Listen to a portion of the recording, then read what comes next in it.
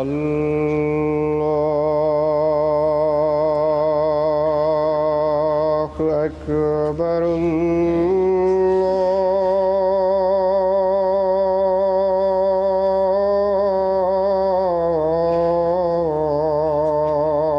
الله أكبر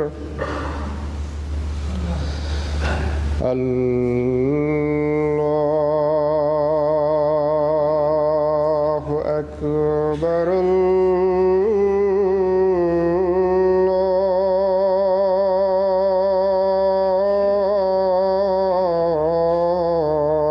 الله أكبر أشهد أن لا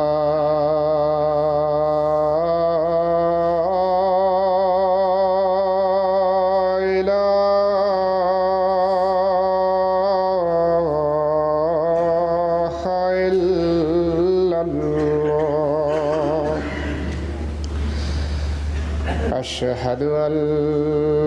لا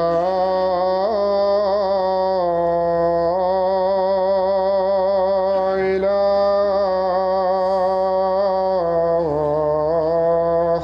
إلا الله أشهد أن محمدًا رسول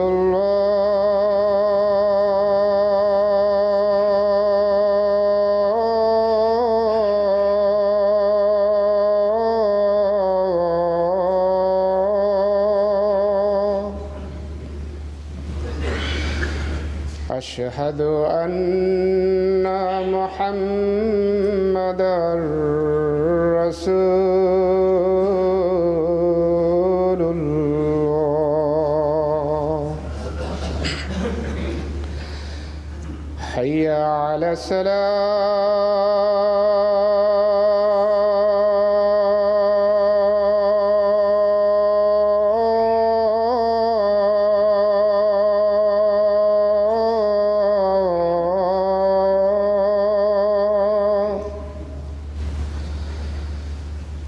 حي على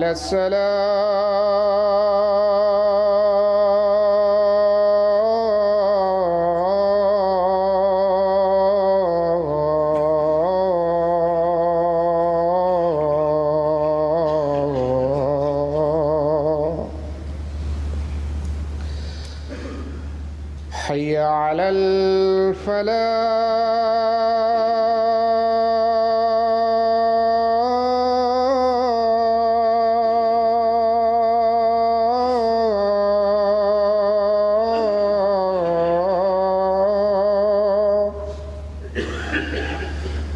حي على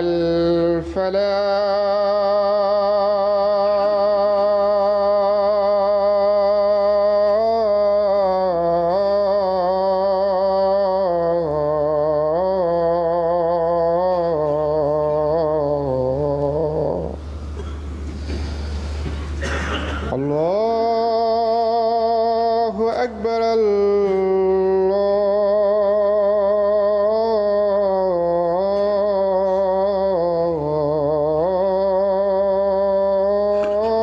الله أكبر لا إله إلا الله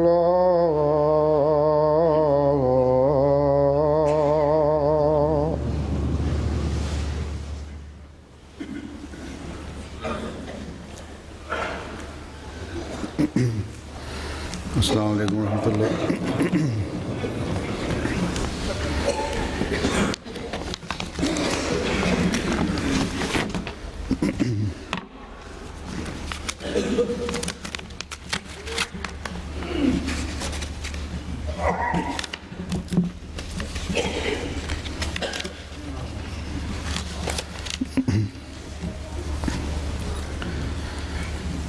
أشهد أن لا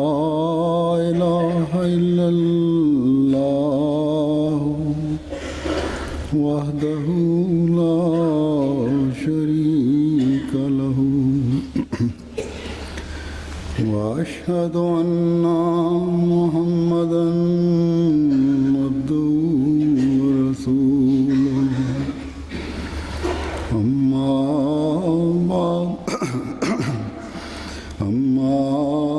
بعد فأعوذ بالله من الشيطان الرجيم بسم الله الرحمن الرحيم الحمد لله رب العالمين الرحمن الرحيم مالك يوم الدين إياك نعبد وإياك نستعين اهدنا الصراط المستقيم صراط الذين أنعمت عليهم غير المغضوب عليهم ولا الضالين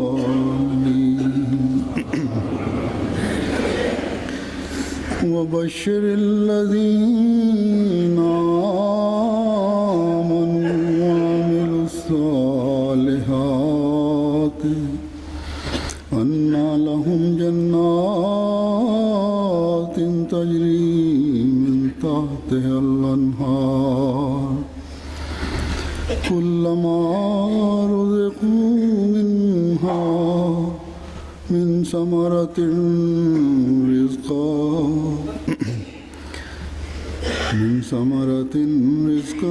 قالوا هذا الذي رزقنا من قبل وأوتوا به متشابها ولهم فيها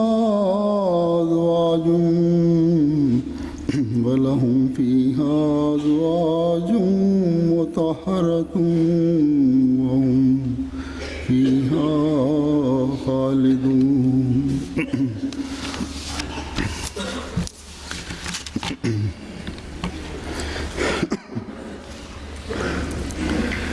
جلسہ سالانہ کے خطبات سے پہلے میں اللہ تعالیٰ کی صفت مومن کے تحت یہ بیان کر رہا تھا کہ وہ کون لوگ ہیں جو اس سے حقیقی رنگ میں فیض پانے والے ہیں، اور یعنی ایک مومن کے کیا اوصاف ہونے چاہیے اللہ تعالیٰ کے ارشاد کے مطابق اس صفت مومن کے تحت، جن کے بعد ایک بندہ حقیقی رنگ میں اللہ پر ایمان لاتے ہوئے اس کے انعامات کا حصے دار بنے گا۔ آج بھی اسی مضمون کو جاری رکھتا ہوں۔ ایک مومن کی اللہ تعالیٰ نے یہ نشانی بتائی ہے کہ وہ اعمال صالحہ پہ چلانے والا ہوتا ہے، یعنی جب اللہ تعالیٰ پر ایمان ہوگا، اس کے فرشتوں پر ایمان ہوگا، اس کی کتابوں پر ایمان ہوگا، اس کے رسولوں پر ایمان ہوگا، یوم آخرت پر ایمان ہوگا، اور اللہ تعالیٰ کا نام جب ایک مومن کے سامنے لیا جائے گا تو اللہ تعالیٰ کی محبت اس کے دل میں موزون ہوگی، اور اس کا دل اس بات سے بھی خوفزدہ ہوگا کہ کہیں میں کوئی ایسی بات نہ کروں جو اللہ تعالیٰ کی ناراضگی کا موجب بنے۔ تو لازماً پھر جب ایسی حالت ہوگی تو اس کے دل میں یہ خیال ہر وقت غالب رہے گا کہ میں وہی اعمال بجا لاؤں جو اللہ تعالیٰ کے پسندیدہ اعمال ہیں، جو اللہ تعالیٰ کو پسند ہیں، جن کا اللہ تعالیٰ نے حکم دیا ہے، پس ایک مومن کو ایسے صالح اعمال بجا لانے چاہیے جن میں اللہ تعالیٰ کے حقوق کے ساتھ بندوں کے حقوق کا بھی خیال رکھا جاتا ہو۔ اگر یہ بات ایک انسان میں پیدا ہو جائے تو یہ اسے حقیقی مومن کی صف میں کھڑا کر دیتی ہے۔ حضرت مسیح موعود علیہ الصلوۃ والسلام ایک جگہ کامل الایمان کی تعریف کرتے ہوئے اور افراد جماعت کو توجہ دلاتے ہوئے فرماتے ہیں کہ اس کی توحید زمین پر پھیلانے کے لیے اپنی تمام طاقت سے کوشش کرو اور اس کے بندوں پر رحم کرو اور ان پر زبان یا ہاتھ یا کسی تدبیر سے ظلم نہ کرو اور مخلوق کی بھلائی کے لیے کوشش کرتے رہو اور کسی پر تکبر نہ کرو، گو اپنا ماتحت ہو، اور کسی کو گالی مت دو، گو وہ گالی دیتا ہو، غریب اور حلیم اور نیک نیت اور مخلوق کے ہمدرد بن جاؤ تا قبول کیے جاؤ۔ بہت ہیں جو حلم ظاہر کرتے ہیں مگر وہ اندر سے بھیڑیے ہیں، بہت ہیں جو اوپر سے صاف ہیں مگر اندر سے سانپ ہیں، سو تم اس کی جناب میں قبول نہیں کیے جا سکتے جب تک ظاہر و باطن ایک نہ ہو۔ بڑے ہو کر چھوٹوں پر رحم کرو، نہ ان کی تحقیر، عالم ہو کر نادانوں کو نصیحت کرو، نہ خود نمائی سے ان کی تذلیل، امیر ہو کر غریبوں کی خدمت کرو، نہ خود پسندی سے ان پر تکبر، ہلاکت کی راہوں سے ڈرو، خدا سے ڈرتے رہو اور تقوی اختیار کرو۔ یہ وہ چند باتیں ہیں، یہ وہ اعمال ہیں جن کے بجا لانے کی طرف حضرت مسلم توجہ دلائی ہے، اور ان کو بجا لانے والا نیک اور صالح کہلا سکتا ہے۔ اور یہ وہ لوگ ہیں جن کو حضرت مسیح موعود علیہ الصلوۃ والسلام نے اپنے سلسلے میں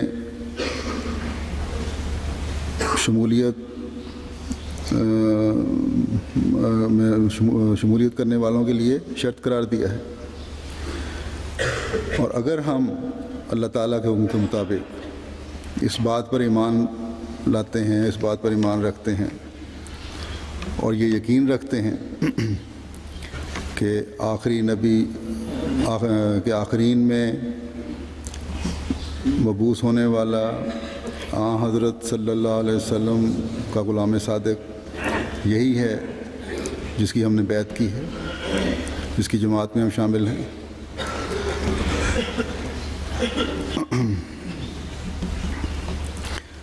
جو تقوی کی طرف توجہ دلاتے ہوئے نیک اعمال کے کرنے کی ہم سے توقع رکھ رہا ہے، تو پھر اپنے ایمان کی مضبوطی کے لیے بڑی سنجیدگی سے ہر احمدی کو ان باتوں کی طرف توجہ دینی ہوگی تاکہ ہم اللہ تعالیٰ کے انعامات کے وارث بنتے چلے جائیں۔ اور پہلی بات جس کی طرف حضرت مسیح موعود علیہ الصلوۃ والسلام نے توجہ دلائی ہے وہ ہے توحید کو زمین پر پھیلانے کی کوشش۔ خدا تعالیٰ پر ایمان صرف اسی بات کا نام نہیں کہ ہم نے منہ سے خدا تعالیٰ پر ایمان کا اعلان کر دیا، یہ کہہ دیا کہ ہمارے دلوں میں اللہ کا بڑا خوف ہے، بلکہ اس کی عملی شکل دکھانی ہوگی۔ اور وہ کیا ہے؟ توحید کے قیام کی کوشش۔ اور توحید کے قیام کی عملی کوشش اس وقت ہوگی جب ہم سب سے پہلے اپنے دلوں کو غیر اللہ سے پاک کریں گے، دنیاوی خواہشات کے چھوٹے چھوٹے بتوں کو اپنے دلوں سے نکال کر باہر پھینکیں گے۔ ذاتی منفعتیں حاصل کرنے کے لیے دنیاوی چلاکیوں اور جھوٹ کا سہارا نہیں لیں گے۔ اپنے کاموں کو، اپنے کاروباروں کو، اپنی نمازوں پر ترجیح نہیں دیں گے۔ اپنے بچوں کا خدا تعالیٰ سے تعلق جوڑنے کے لیے اپنے عمل سے اور اپنے قول سے ان کی تربیت کریں گے، ان کے لیے نمونہ بنیں گے۔ اپنے ماحول میں خدا تعالیٰ کی توحید کا پرچار کریں گے۔ بس جب یہ باتیں ہم اپنی تمام تر صلاحیتوں کے ساتھ اور استعدادوں کے ساتھ کر رہے ہوں گے تو تبھی توحید کے قیام کی کوشش ہوگی، اور تبھی ہم اپنے ایمانوں میں مضبوطی پیدا کر رہے ہیں۔ پھر نیک اعمال کی طرف توجہ دلاتے ہوئے حضرت مسیح موعود علیہ الصلوۃ والسلام فرماتے ہیں کہ بندوں پر رحم کرو۔ کوئی مومن نہ صرف دوسرے مومن پر بلکہ کسی انسان پر زبان سے یا ہاتھ سے یا کسی بھی طریق سے ظلم نہ کرے۔ حضرت صلی اللہ علیہ وسلم نے تو مومن کی نشانی یہ بتائی ہے کہ جس سے تمام دوسرے انسان محفوظ رہیں۔ بس مومن کی پہچان ہی رحم ہے، ظلم کا تو سوال ہی پیدا نہیں ہو سکتا۔ جب یہ رحم ایک مومن کے دل میں دوسروں کے لیے ہر وقت معزن ہوگا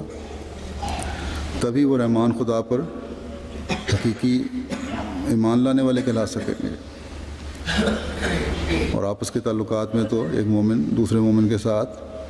اس طرح ہے جیسے ایک جسم کے اعضاء۔ بس جب تعلق کا یہ تصور ہر احمدی میں پیدا ہوگا تو بے رحمی اور ظلم کا سوال ہی پیدا نہیں ہوتا، بلکہ دوسروں کو پہنچی ہوئی تکلیف جو ہے، بلکہ ہلکی سی تکلیف بھی جو ہے وہ بھی اپنی تکلیف لگے گی،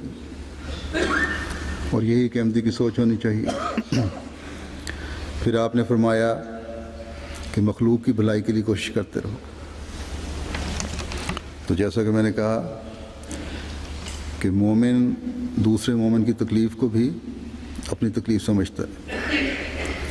حضرت مسیح موعود علیہ الصلوۃ والسلام ہمارے معیار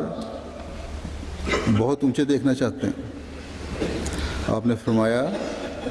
کہ صرف مومن کی تکلیف کو ہی محسوس نہیں کرنا، بلکہ جب تمہارے دل میں رحم کا جذبہ دوسرے کے لیے پیدا ہو جائے تو مزید ترقی کرو۔ اس رحم کے جذبے کو صرف اپنے دل تک ہی نہ رکھو، وہیں تک محدود نہ رہے، بلکہ اس کا اظہار بھی ہو۔ اور اظہار کس طرح ہو؟ اس کا بہترین طریقہ فرمایا یہ ہے کہ اللہ تعالیٰ کی مخلوق کی بھلائی کی کوشش کرتے رہو۔ لوگوں کو فیض پہنچانے کے لیے اگر قربانی بھی کرنی پڑے تو کرو۔ اپنے ایمان کے اعلیٰ معیار کے وہ نمونے دکھاؤ جو پہلوں نے دکھائے تھے، جس کا ذکر اللہ تعالیٰ نے یوں فرمایا ہے کہ وہ وَيُؤْثِرُونَ عَلَىٰ أَنفُسِهِمْ،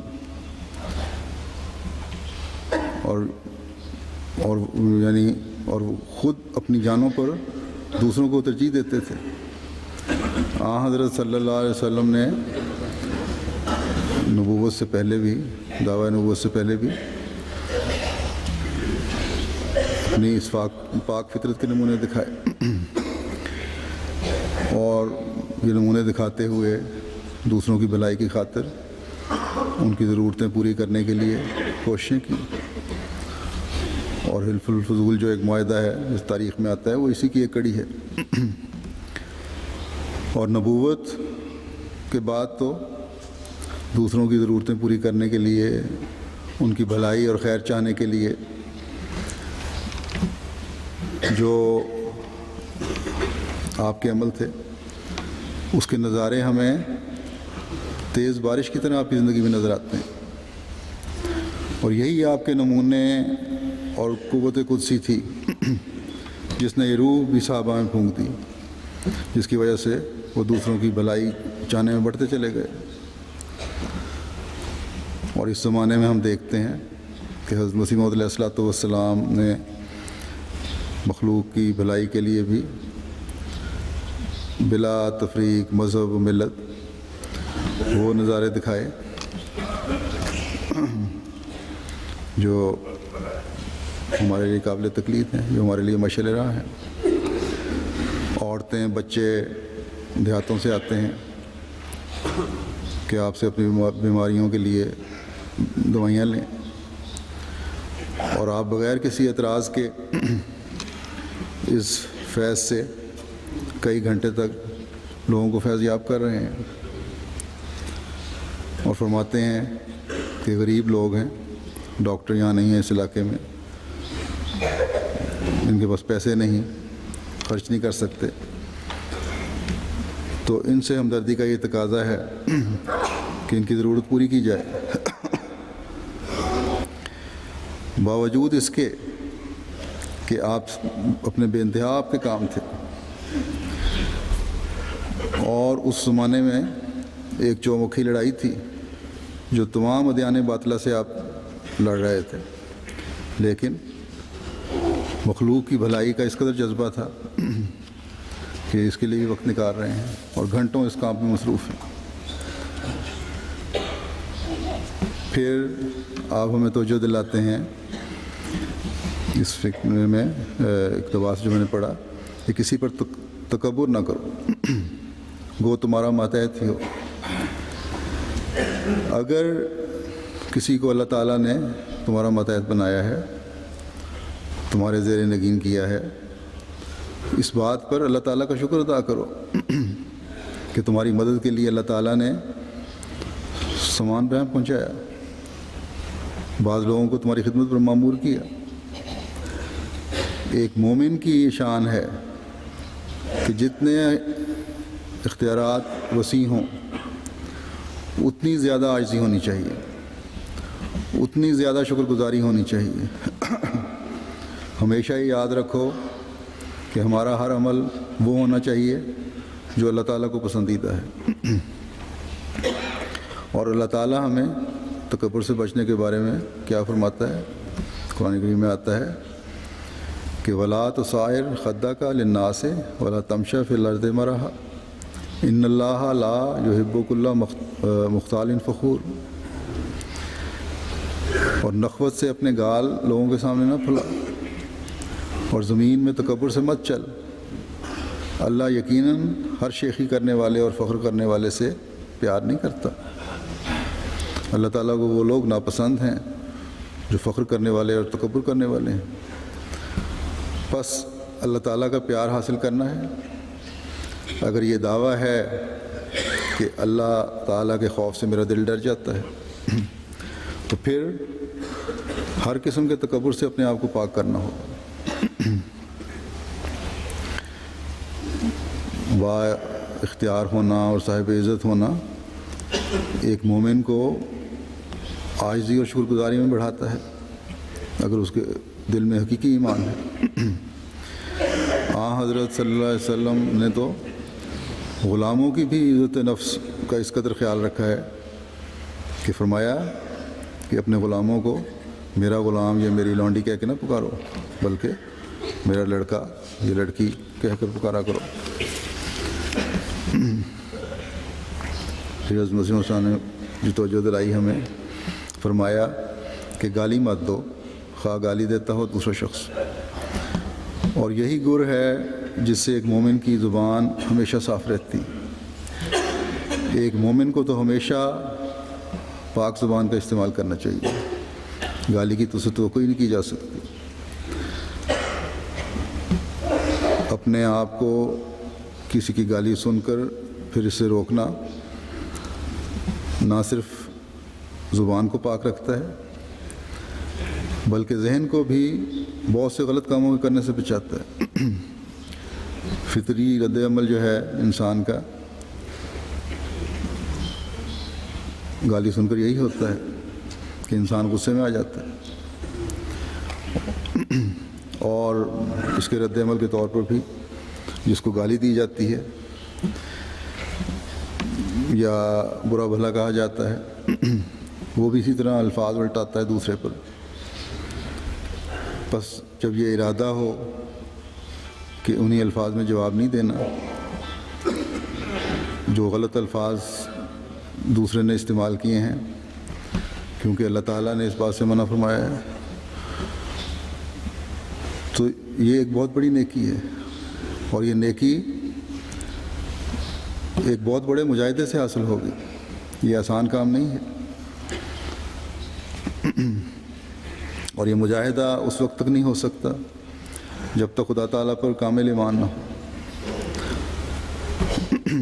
اور ہر پہلو سے اللہ تعالیٰ کی رضا مطلوب نہ ہو، اور یہی چیز ہے جس سے پھر صبر کے معیار بڑھیں گے۔ ایک مومن کو تو یہ ضمانت میسر ہے کہ اگر کسی کی غلط زبان پر یا غلط بات پر یا غلط حملوں پر تم صبر کرتے ہو تو فرشتے جواب دیتے ہیں۔ تو جب فرشتوں کو اللہ تعالیٰ نے ہماری ڈھال بھی بنا دیا ہے اور ہماری طرف سے جواب دینے کے لیے بھی مقرر کر دیا ہے، تو پھر اس سے بہتر اور سودا کیا ہوگا؟ پھر اس سے بڑھ کر صبر کرنے والوں کی اللہ تعالیٰ نے یہ کوئی خوشخبری دی، ان الفاظ میں دی ہے کہ وہ بشر صابرین، یہ نوید اللہ تعالیٰ ہمیں سناتا ہے۔ یعنی اور پھر فرمایا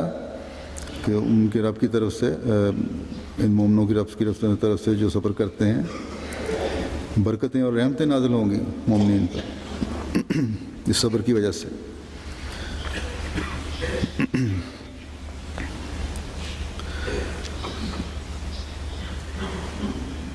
اور الٹا کر یہ جواب نہ دینا جو ہے، صرف ایک مومن نہ صرف اس سے اپنے دل و دماغ کو غلاظت سے بچاتا ہے، بلکہ فرشتوں کی دعاؤں سے بھی حصہ لیتا ہے، اور اللہ تعالیٰ کی رحمتیں اور برکتیں بھی حاصل کرتا ہے، اور پھر معاشرے میں امن قائم کرنے والا ہی بنتا ہے، مزید جھگڑوں اور فسادوں سے معاشرے کو محفوظ رکھتا ہے۔ گالی کا جواب گالی سے دینے سے دوسرا فریق جو ہے مزید طیش میں آ جاتا ہے، بعض دفعہ اس کے حمایتی جمع ہو جاتے ہیں، دوسرے فریق کے حمایتی جمع ہو جاتے ہیں، اور اس گالی کے بعض دفعہ ایسی خطرناک لڑائیاں شروع ہو جاتی ہیں، قتل تک ہو جاتے ہیں۔ بس جب مومن کا مطلب ہی امن سے رہنے والا اور امن پھیلانے والا ہے، تو اس سے ایسے عمل کی توقع ہی نہیں کی جا سکتی جس کے نتائج فتنہ و فساد پر منتج ہوں۔ بس اگر ان بھیانک نتائج سے بچنا ہے تو پھر اس کا علاج حضرت مسیح موعود علیہ السلام نے فرمایا کہ ایک گالی کا جواب گالی سے نہ دو، غریب اور حلیم اور نیک نیت ہو جاؤ۔ بس اگر اللہ تعالیٰ کی رضا کی نیت سے یہ سب عاجزی اور یہ سب کچھ عاجزی اور عقل سے چلتے ہوئے برداشت کرو گے تو اللہ تعالیٰ کے حقیقی مومن کہلاؤ گے۔ بس یہ اور اسی طرح دوسرے اخلاق اپنانے والے اور برائیوں سے جو روکنے والی باتیں ہیں، یہی ہیں جو ایک انسان کو، ایک مسلمان کو حقیقی مومن بناتی ہیں۔ اور جب تک نیک اعمال بجا لانے کی کوشش ایک مسلمان کرتا رہے گا اور اپنی عبادتوں کے ساتھ اعمال صالحہ بجا لاتا رہے گا، جن میں سے کچھ کا بیان ہوا ہے ابھی، تو وہ حقیقی مومن کہلانے والا رہے گا۔ ورنہ اللہ تعالیٰ فرماتا ہے کہ اگر ایک مسلمان جو ہے توجہ کے ساتھ ان باتوں پر عمل نہیں کرتا جو خدا تعالیٰ نے بتائی ہیں، تو پھر یہ نہیں اس کو کہنا چاہیے کہ آمنا، کہ ہم ایمان لے آئے، بلکہ تمہاری ابھی حالت یہ ہے کہ جو اسلمنا والی ہے، کہ ہم نے بیعت تو کر لی، فرمانبرداری تو کچھ حد تک قبول کر لی، لیکن ایمان کامل نہیں ہوا. کیونکہ اگر حقیقتاً ایمان دلوں میں پیدا ہو گیا ہے تو پھر تو اللہ تعالیٰ کے احکامات پر عمل کی کوشش ہر ایک میں نظر آنی چاہیے. اور ہم دنیا میں حقیقی انقلاب اسی وقت لا سکیں گے جب ہمارا ایمان اس معیار کی طرف جا رہا ہوگا جس میں باتوں ان کے معیار بھی بلند کرنے کی کوشش ہو رہی ہوگی، اللہ تعالیٰ کا خوف بھی دلوں میں پیدا ہوتا ہے اور اس کے لیے کوشش ہو رہی ہوگی. اعمال صالحہ بجا لانے کے لیے بھی ایک تڑپ ہوگی جو بڑھتی چلی جاتی ہے ایک مومن میں. اور ان باتوں کے ساتھ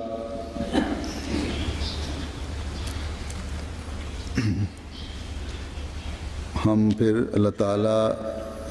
کے اس پیارے رسول صلی اللہ علیہ وسلم کے حقیقی ماننے والے بھی ہوں گے جو حظ عظیم پر پہنچا ہوا تھا، بڑا بلند مقام پر نصیبے والا تھا، اور جس کی نمازیں بھی اور جن کی قربانیاں بھی اور تمام اعمال بھی اللہ تعالیٰ کی خاطر تھیں.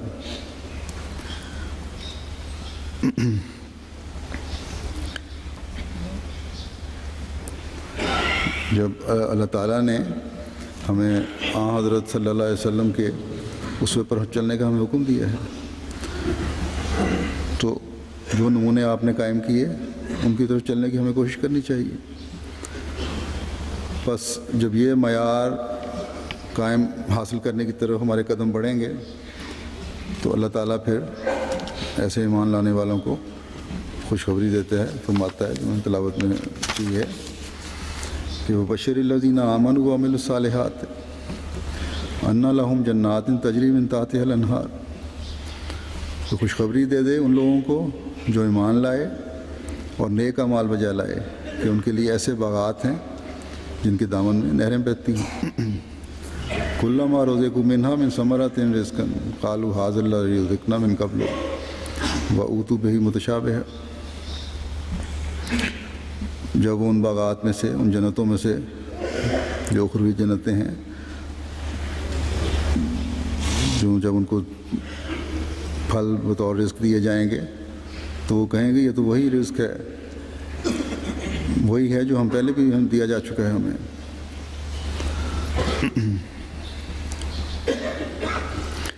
وَلَهُمْ فِيهَا أَزْوَاجٌ مُطَهَّرَةٌ وَهُمْ فِيهَا خَالِدُونَ. وَأُوتُوا بِهِ مُتَشَابِهًا. حالانکہ اس سے پہلے ان کے پاس صرف ملتا جلتا رزق لایا گیا تھا اور ان کے لیے اس باغات میں پاک بنائے ہوئے جوڑے ہوں گے، وَهُمْ فِيهَا خَالِدُونَ، اور اس میں ہمیشہ رہنے والے ہوں گے. حضرت مسیح موعود علیہ الصلوۃ والسلام اس کی وضاحت کرتے ہوئے فرماتے ہیں کہ جو لوگ ایمان لاتے اور اچھے عمل کرتے ہیں ان کو خوشخبری دے دو کہ وہ ان باغوں کے وارث ہیں جن کے نیچے ندیاں بہہ رہی ہیں. اس آیت میں ایمان کو اللہ تعالیٰ نے باغ سے مثال دی ہے اور اعمال صالحہ کو نہروں سے. جو رشتہ اور تعلق نہر جاریہ اور درخت میں ہے وہی رشتہ اور تعلق اعمال صالحہ کو ایمان سے ہے. بس جیسے کوئی باغ ممکن ہی نہیں کہ بغیر پانی کے بدوں سرسبز اور ثمردار ہو سکے، اس کے بغیر پانی کے بغیر پھل نہیں لگ سکتے، سرسبز نہیں رہ سکتا. اسی طرح پر کوئی ایمان جس کے ساتھ اعمال صالحہ نہ ہوں مفید اور کارگر نہیں ہو سکتا. بس بہشت کیا ہے؟ وہ ایمان اور اعمال ہی کے مجسم نظارے ہیں. وہ بھی دوزخ کی طرح کوئی خارجی چیز نہیں ہے بلکہ انسان کا بہشت بھی اس کے اندر ہی سے نکلتا ہے. یاد رکھو کہ اس جگہ پر جو راحتیں ملتی ہیں وہ وہی پاک نفس ہوتا ہے جو دنیا میں بنایا جاتا ہے۔ پاک ایمان پودے سے مماثلت رکھتا ہے، اور اچھے اچھے اعمال اخلاق فاضلہ یہ اس پودے کی آبپاشی کے لیے بطور نہروں کے ہیں، جو اس کی سرسبزی اور شادابی کو بحال رکھتے ہیں۔ اس دنیا میں تو یہ ایسے ہیں جیسے خواب میں دیکھے جاتے ہیں، مگر اس عالم میں محسوس اور مشاہد ہوں گے۔ فرمایا کہ یہی وجہ ہے کہ لکھا ہے کہ جب بہشتی ان انعامات سے بہرور ہوں گے تو یہ کہا جائے گا، یہ کہیں گے کہ حاذ الذی رزقنا من قبل واوتوا بہ متشابہا۔ اس کے یہ معنی نہیں ہے کہ دنیا میں دودھ یا شہد یا انگور یا انار وغیرہ جو ہم کھاتے پیتے ہیں وہی وہاں ملیں گے، نہیں، وہ چیزیں اپنی نوعیت اور حالت کے لحاظ سے بالکل اور طرح کی ہوں گی، اور ہوں گی۔ ہاں، صرف نام کا اشتراک پایا جاتا ہے، اور اگرچہ ان تمام نعمتوں کا نقشہ جسمانی طور پر دکھایا گیا ہے، مگر ساتھ ہی بتا دیا گیا ہے کہ وہ چیزیں روح کو روشن کرتی ہیں اور خدا کی معرفت پیدا کرنے والی ہیں۔ ان کا سرچشمہ روح اور راستی ہے۔ رزقنا من قبل سے یہ مراد لینا کہ وہ دنیا کی جسمانی نعمتیں ہیں بالکل غلط ہے، بلکہ اللہ تعالیٰ کا منشا اس آیت میں یہ ہے کہ جن مومنوں نے اعمال صالحہ کیے انہوں نے اپنے ہاتھ سے ایک بہشت بنایا جس کا پھل وہ اس دوسری زندگی میں بھی کھائیں گے، اور وہ پھل چونکہ روحانی طور پر دنیا میں بھی کھا چکے ہوں گے، اس لیے اس عالم میں اس کو پہچان لیں گے اور کہیں گے یہ تو وہی پھل معلوم ہوتے ہیں، اور یہ وہی روحانی ترقیاں ہوتی ہیں جو دنیا میں کی ہوتی ہیں، اس لیے وہ عابد و عارف ان کو پہچان لیں گے۔ میں پھر صاف کر کے کہنا چاہتا ہوں کہ جہنم اور بہشت میں ایک فلسفہ ہے جس کا ربط وہاں اسی طرح پر قائم ہوتا ہے جو میں نے ابھی بتایا ہے۔ بس یہ اعمال جو ہیں ان کی ایمان کی سرسبزی اسی وقت تک ہوگی جب تک اعمال صالح ہوں گے۔ اللہ تعالیٰ کے حکم پر چلتے ہوئے ہم اس کی رضا حاصل کرنے کی کوشش کرتے رہیں گے۔ بس یہ خوشخبری مومنوں کو صرف اگلی زندگی کے لیے نہیں ہے، بلکہ اللہ تعالیٰ نے مومنوں کے ایمانوں کو مضبوط کرنے کے لیے اس دنیا میں بھی نیک عمل کرنے والوں اور اس کی رضا کے حصول کے لیے کوشاں رہنے والوں کو ان پھلوں کے مزے چکھائے ہیں، ان پھلوں کو دکھاتا ہے جو قبولیت دعا کے ذریعے سے بھی ہوتے ہیں۔ ایک مومن کی روحانی ترقی کی وجہ سے اس کا دل سکون اور قناعت کی صورت میں جو پیدا ہوتی ہے اس کے دل میں، یہ بھی ان پھلوں میں سے ہے۔ دینی اور دنیاوی نعمتیں بھی اس کو اس دنیا میں ملتی ہیں ایک مومن کو، اور یہ دنیاوی نعمتیں اس کا مقصود نہیں ہوتی، بلکہ اللہ تعالیٰ ان اعمال کی وجہ سے جو ایک مومن خدا کی رضا کے حصول کے لیے بجا لاتا ہے یا بجا لا رہا ہوتا ہے اسے عطا فرماتا ہے۔ بس ہر عمل جو ہے وہ صالح تب ہوگا جب اللہ تعالیٰ کی رضا کی خاطر اس کو بجا لا رہے ہوں گے، اگر ورنہ تو اللہ تعالیٰ فرماتا ہے کہ ایسے لوگ نمازیں پڑھنے والے ہیں جن کی نمازیں ان کے منہ پہ ماری جاتی ہیں۔ تو حالانکہ نماز پڑھنا ایک نیک عمل ہے، لیکن کیونکہ وہ اللہ تعالیٰ کی رضا کی خاطر نہیں، دکھاوے کے لیے ہے۔ اسی طرح بہت سے لوگ بہت خرچ کرتے ہیں بعض دفعہ، لیکن ان میں ایمان نہیں، اللہ تعالیٰ کی رضا کی خاطر نہیں کر رہے ہوتے، اس لیے وہ عمل اور دنیا دکھاوے کے لیے کر رہے ہوتے ہیں، بلکہ وہ عمل ان کو کوئی فائدہ نہیں دیتا۔ لیکن ایک شخص، ایک یہودی صرف اللہ تعالیٰ کی رضا حاصل کرنے کے لیے ایک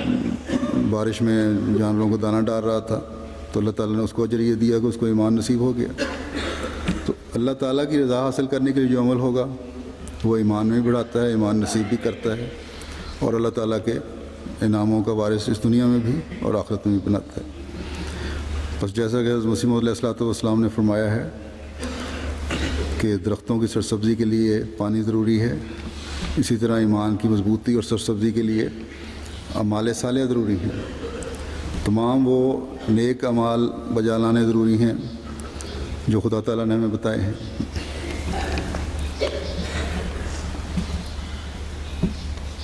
جو اس کی رضا حاصل کرنے کے لیے ہیں، جو ایمان میں بڑھنے کے لیے ہیں۔ بس اس سوچ کے ساتھ ہر احمدی کو اپنی باتیں بھی کرنی چاہیے اور دوسرے اعمال بھی جلانا چاہیے، تاکہ ایمان میں مضبوطی پیدا ہوتی چلی جائے اور اللہ تعالیٰ کے نعمتوں کا ہم وارث بنتے چلے جائیں۔ اللہ تعالیٰ اسی سوچ کے ساتھ ہر احمدی کو اپنی زندگی گزارنے کی توفیق عطا فرمائے۔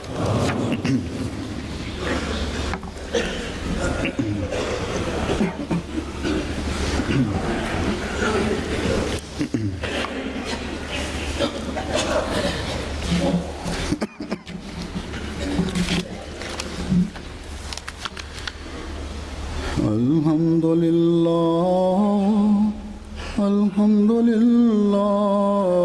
نحمده ونستعينه ونستغفره ونؤمن به ونتوكل عليه ونعوذ بالله من شرور أنفسنا ومن سيئات أعمالنا من يهده الله فلا مضل له ومن يضلل فلا هادي له ونشهد أن لا إله إلا الله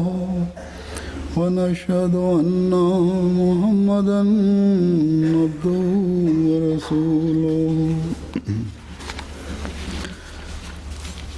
ابھی جمعہ کی نماز کے بعد انشاءاللہ 2 نماز جنازہ پڑھاؤں گا۔ ایک تو ہے صاحبزادی امت العزیز بیگم صاحبہ جو میری خالہ تھیں اور حضرت خلیفۃ المسیح ثانی رضی اللہ تعالیٰ عنہ کی حضرت ام ناصر کے وطن سے بیٹی تھیں۔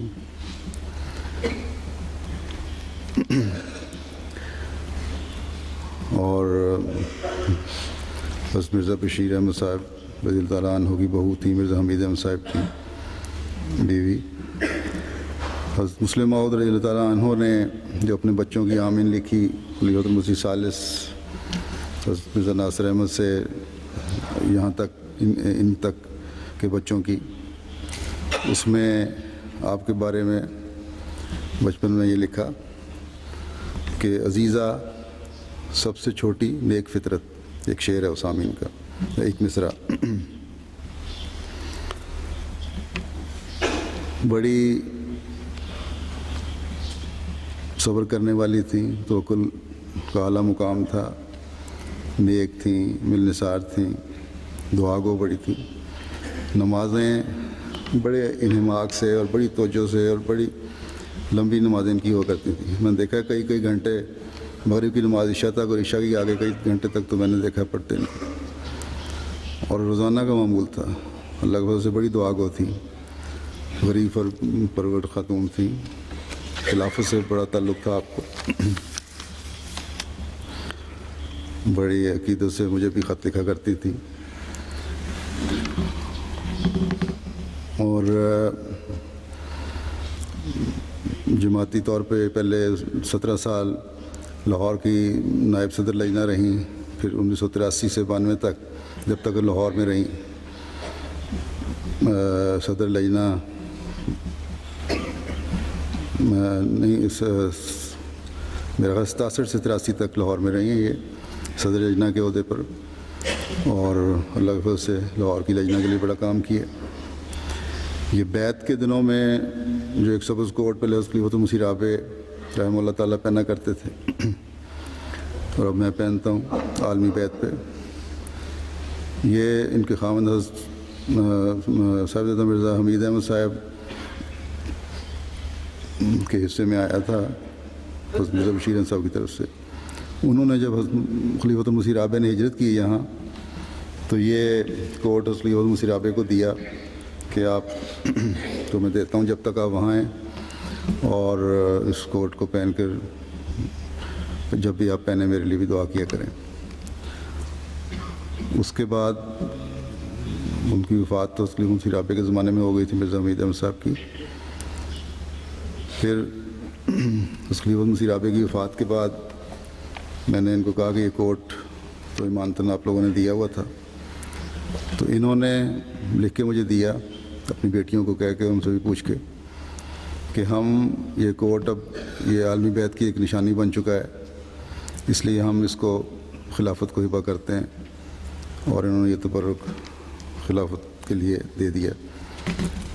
تو یہ بھی ایک ان کے لیے جماعت کو بھی دعا کرنی چاہیے، یہ بھی ایک تبرک انہوں نے حضرت مسیح موعود علیہ الصلوۃ والسلام کا بڑی قربانی کر کے، چھوٹا سا کپڑا بھی کوئی نہیں دیتا، ایک کوٹ دیا ہوا ہے۔ آپ کی 3 بیٹیاں ہیں، ایک مصطفیٰ خان صاحب لاہور کی اہلیہ ہیں جو حضرت نواب امت الحفیظ بیگم صاحبہ کے بیٹے ہیں، دوسری امت الرقیب ہیں جو ڈاکٹر مرزا مبشر احمد صاحب ربا کے ہیں، ان کے بیگم ہیں، اور تیسری کوثر حمید ہیں۔ اللہ تعالیٰ ان کے درجات بلند فرمائے اور ان کی بچوں کو بھی ان نیکیوں پر قائم فرمائے جو ان میں تھی۔ دوسرا جنازہ ہے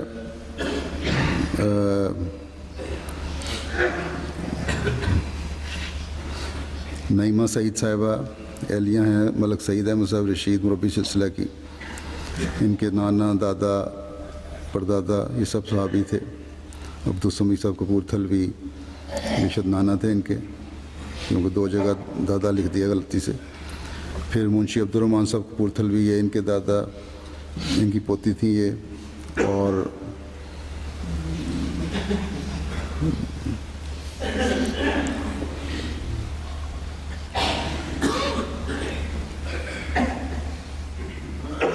منشی عبدالرحمٰن صاحب کی پڑپوتی تھیں،